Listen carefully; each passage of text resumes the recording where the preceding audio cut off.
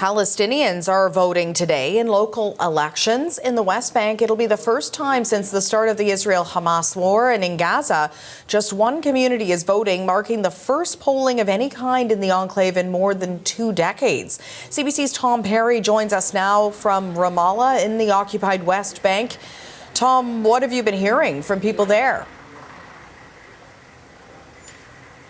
From people who have been casting ballots here, but we were in a little village, a town next to Ramallah. People who were casting their ballots were quite excited about doing so, saying that, you know, this is their democratic duty and they want to choose the people on these municipal councils that are going to represent them. One woman said, we want to pick people who one day build the country. So there was a lot of support for that. We saw the Palestinian leadership out casting their ballots today. But on the other hand, there's a lot of parties that have boycotted today's election. They say that Fatah, the party that has run the West Bank for 20 years now without presidential or legislative elections, that they're really running this show.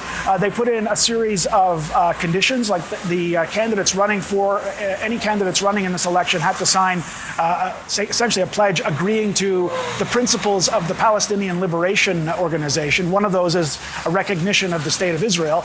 But we spoke to an opposition party leader today who said his party was boycotting the vote, not because it had any issue with recognizing Israel, but just they said we shouldn't have to sign some kind of pledge to take part in a municipal election. So a lot of parties felt the same way, and that's why you've really had essentially one party, Fatah, that's running in these elections today. And in the West Bank, there's a number of places where you were seeing candidates brought in by acclamation, or there's just really one slate of candidates, and voters are choosing from that.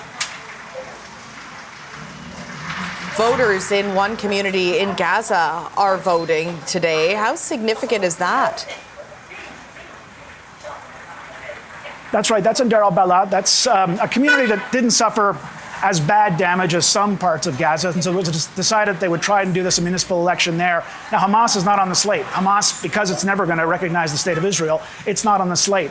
So it's going to be interesting to see the results there. There was apparently one slate of candidates there that were kind of more sympathetic to Hamas. We'll have to wait and see how that happens. And again, we're going to have to wait and see what power does a municipal council in Gaza that's been pounded by the Israeli military for years and is now in a ceasefire, and in a place that's still run by Hamas, what power is a municipal council going to have over any aspects of people's lives?